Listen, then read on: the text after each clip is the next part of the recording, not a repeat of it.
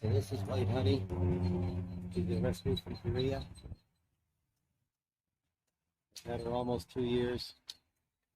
And when she first came, she was extremely feral of people, not fearful. Her tail was never tucked. If she wouldn't go near you and if you moved towards her, she would move away. Never aggressive, never bark. She just, leave me alone, always moved away. And this little girl here is a new rescue from Korea. This is Hazel. Just asking Hazel to give us some space.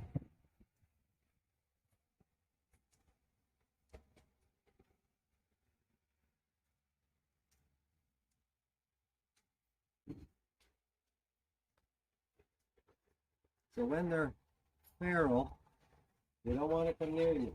And so as soon as you look at her, as soon as you look at her and move towards her, move away. You see her tail. You got to watch the tail. The tail tells you the state of mind. And you see her tail is not tucked. Her tail is down with the end tucked out, relaxed.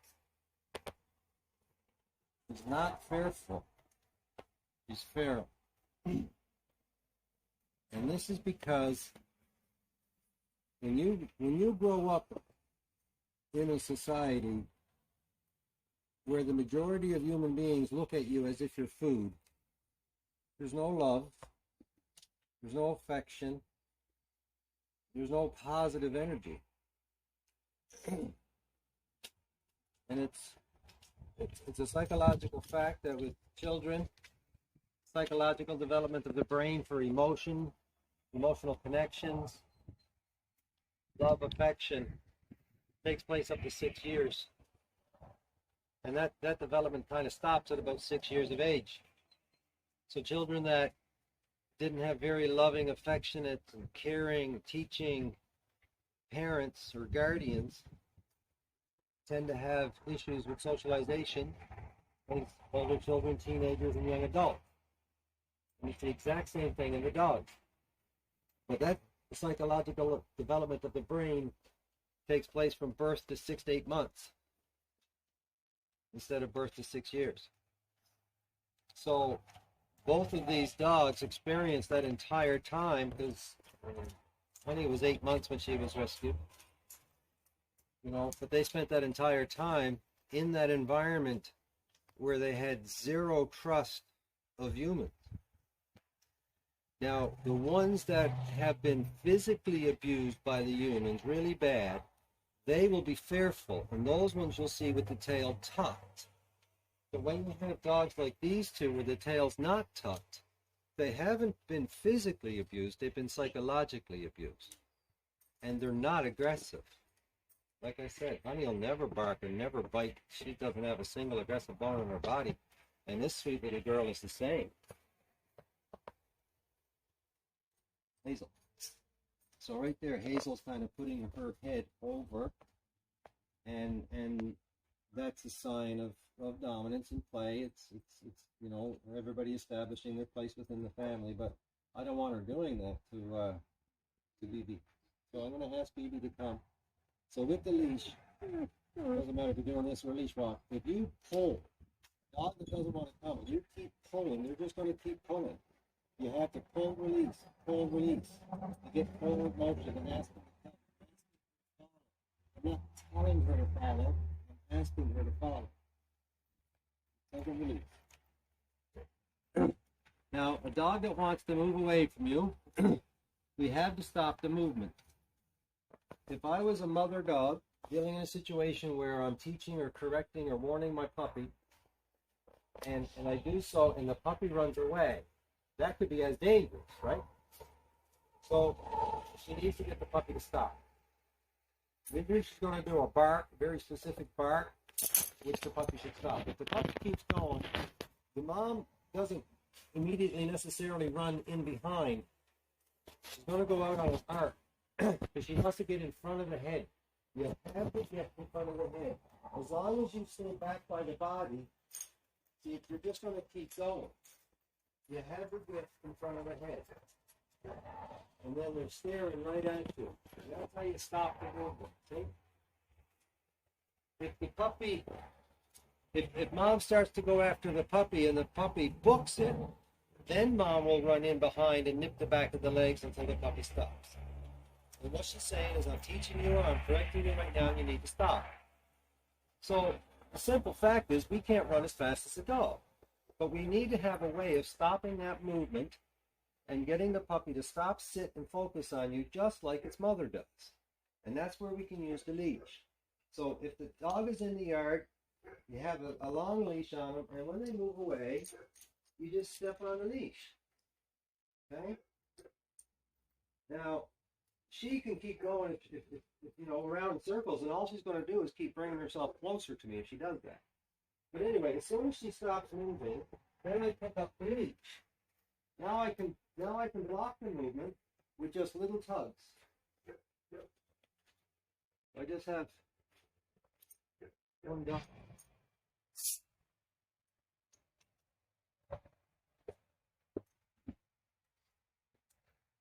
But there's 36 dogs here right now. You hear how quiet it is. How quiet it is most of the time here. So we stop the movement.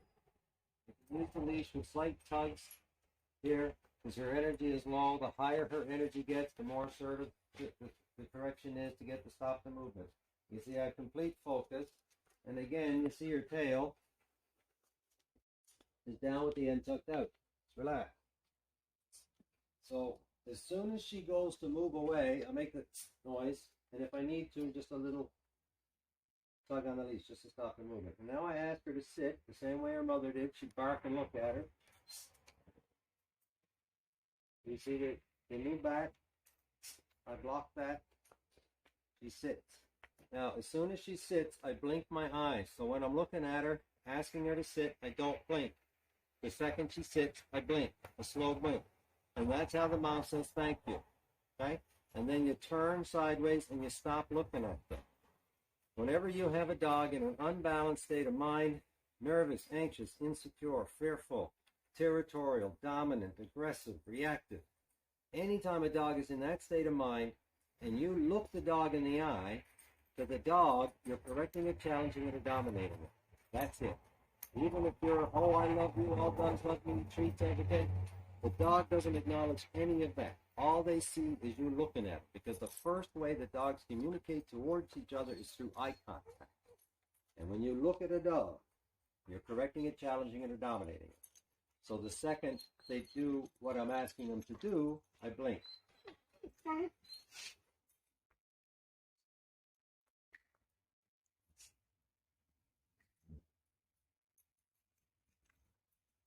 So ask her to sit again.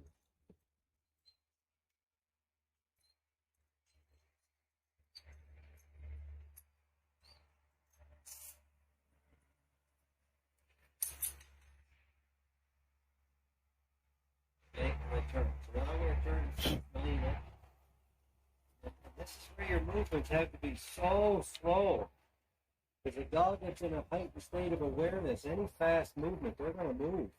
You have to be so slow. You never bend down leaning toward the dog. You always move away, go straight down, and don't focus and don't look. And see, no tension in the leash. If, as I'm going down, she starts to move, I give a correction to stop, sit, and then I continue to have my movement. I try not to get up. Focus on Melina, give her affection.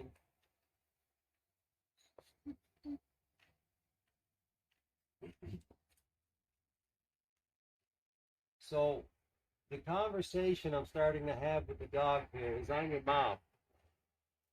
You have nothing to worry about. You have nothing to be nervous about, fearful, anxious, whatever the case may be. I'm going to protect you above everything else. I'm going to lead you and I'm going to protect you. So just relax. Just take your relax. So if she moves away, I block the movement. I want to bring her back over to where she was. Little tugs and releases. You don't continuously pull. And this is because I want her to stay part of it. I want her to be close. So Melina's the alpha female, black mother teacher.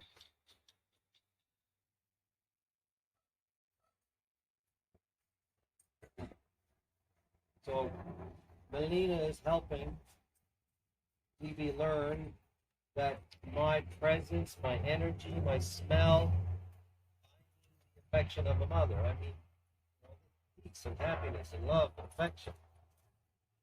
She's helping the other dog to see there's nothing to worry about. Not good. So now, when I first want to touch a dog like this, Melina,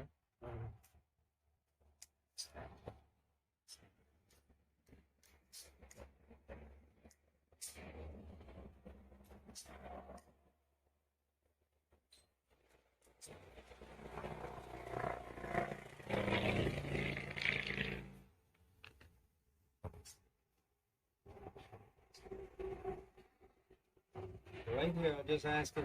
I know Melina wants for love and affection, but right now I need to concentrate on this dog. So I'm asking her to just do your own thing. So when you first want to touch, you have to hold your hand out, palm up. You never come in the back of your hand, because if you think about this psychologically, this is closed. This is saying go away. When you have your palm up, that's open. That's saying come. So I hold out my hand, and what a normal dog will do is they'll smell your hand, and then they'll touch your hand. Once they do, you then give the affection with your fingertips here in the jowl. So a dog that's in a very nervous, anxious, insecure, fearful, dominant, and reactive, aggressive state of mind, they're not smelling. They're not using their nose. And that's because they're in a state of alert, territorial, danger, threat, whatever the case may be. It's not time to eat.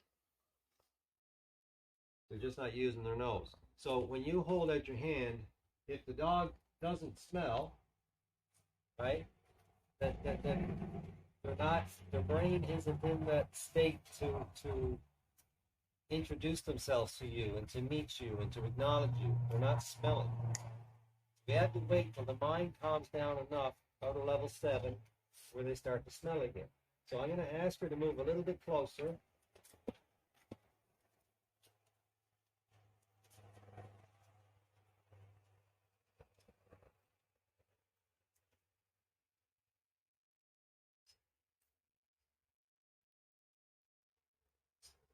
See, every time she moves back, I just block it.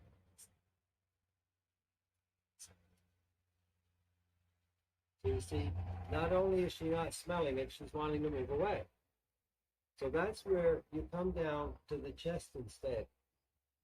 Okay? It's lower, it's not near the head. You see, it's much easier to get that touch here. Now again, when I'm doing this, and as I'm reaching in, I don't look at her at all. Can't look her in the eye. And then rubbing the chest has a very calming effect on a dog. The other thing is, you might have a dog that when you reach in with your hand like this to pet, they will turn to smell, but then as soon as you're not catching their eye contact, they haven't touched. They smell, but they haven't touched. And if you continue to go in to pet them before they touch you, some dogs will bite you or nip you or mouth you. So that's why in these cases, when I first start working with any of these dogs, I always start down here because your hand is further away from the mouth. And if the dog isn't, going to correct you for trying to touch, you have more distance, more timing to move your hand out of the way, right? So we start at the chest, and again, I don't look at the dog. Now, I'm waiting for signs of relaxation in the dog, mainly when the eyes start to blink. At that point, I can start to look at the dog, but I have to blink my eyes. So right there, as I started coming from the chest up, she started to move away. You stop petting right away, block that movement and the lean, get her back to where she was, come back into the chest again. We start all over. See, now the eyes are softening. So now I look at her and I can close my eyes, and I soften my eyes. And as I'm doing that with my eyes closed, that's where I start to bring my hand up. I'm feeling her body, feeling her energy, until I can get up here into the jowl. And now I can touch here. And again, she's blinking her eyes are soft. So this is the relationship now where I'm your mom. If you come to me, be in my presence, I'm going to give you affection. And again, dogs don't pet each other on the head. They don't hug each other. A mother shows physical affection to her puppies by licking their neck. So when you touch here, that's what you're doing. You're licking the neck.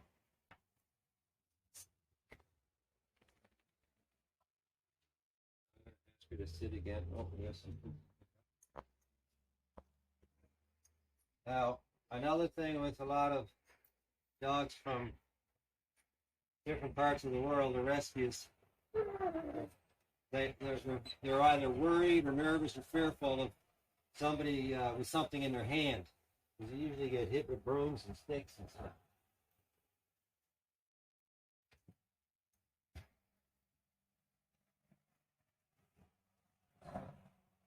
When I'm picking up poop, I'm moving the wand, I'm moving this, it could represent that if that's what the dog has experienced. So you just keep him on a leash if you, right? And there should be no tension on that leash. She should never pull. If she does, I just give a little tug release to ask her not to pull.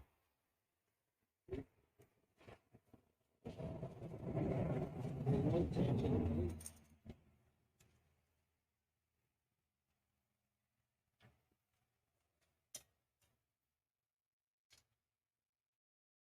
Now I'm going to bring her over here by Melina.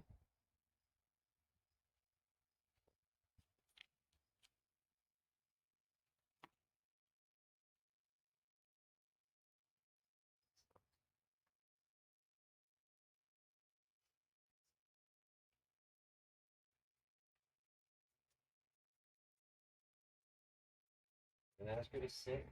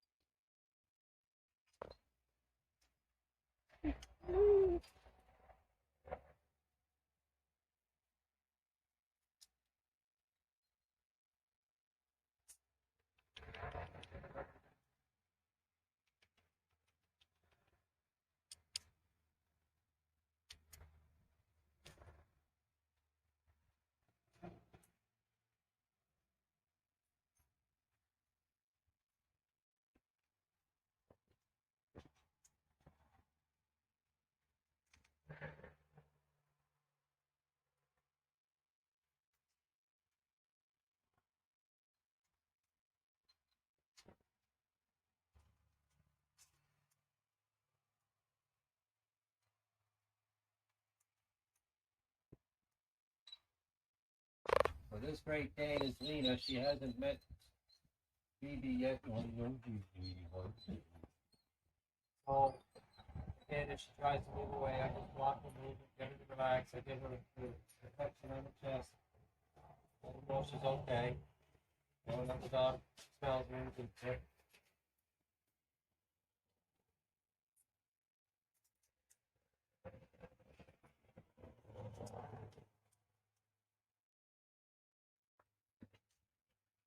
So see, Honey comes up to me for affection now. She can still be a little weary of strangers, but lots of people are present.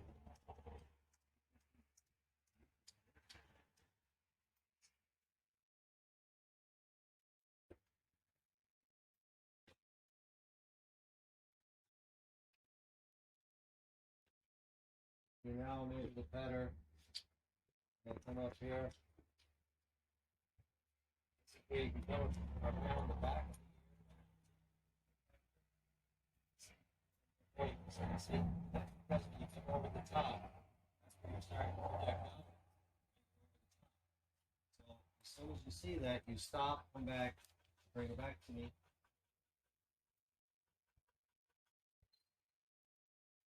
Back to the chest affection. And again, start moving up the neck. And when you do this, you can't look at the dog as you're coming up with your fingers. You just can't look at them. You have to feel the body. See, I just stop and move back. I block that. Go back to the chest. And it's that slow progression. What I'm trying to teach you here, a mom does put her head over her puppy's head. But she's not doing it out of dominance. She's doing it in a way of communicating to a puppy that I'm your mom. I want you as a protective umbrella. To show that love and leadership and protection, not dominance. So when I bring my hand over a dog's head, here, we shouldn't have any problem with it when they trust and respect you. Because as your mom, you should be able to touch them in any way. So that's a trust exercise with the dog of seeing how they feel about you petting them on the top of the head. And through affection given at the jowls, working to the point where they associate you petting them on the top of the head with getting the affection of the mother.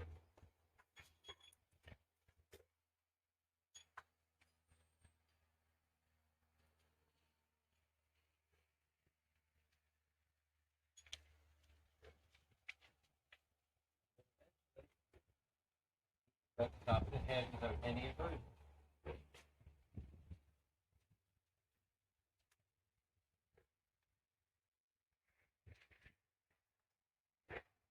See, every time she steps on a block, back.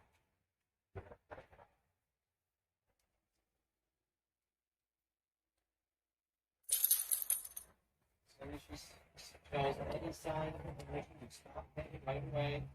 Go back to the down, so you go back to the chest, you blink your eyes. You're acknowledging. I'm saying to her, oh, I see that makes you feel uncomfortable. Okay, I'm sorry. I'll go back and rub your chest again. And then you move up. Oh, I'm sorry. I see it makes you uncomfortable. Come back. But in order to experience that, in order for them to understand that it's a good thing, they have to experience that it's a good thing. If they keep avoiding, they're never going to be able to experience that there's nothing to be nervous, fearful, or anxious about in the first place. They have to experience it. And all the leash does is allow us to block movement in order to allow them to experience it. If you were to wait again,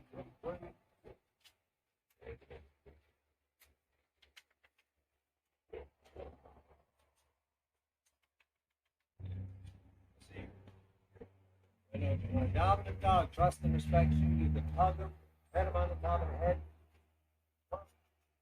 Wait a minute, more.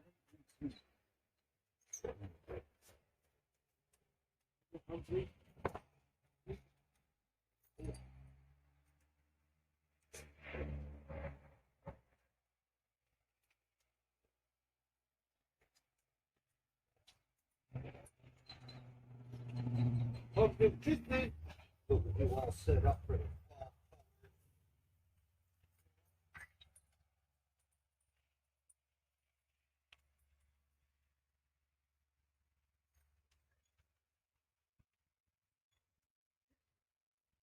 And if you have a dog that does move away all the time, just leave a leash on it to block the movement away. Starts to experience there's nothing to move away from.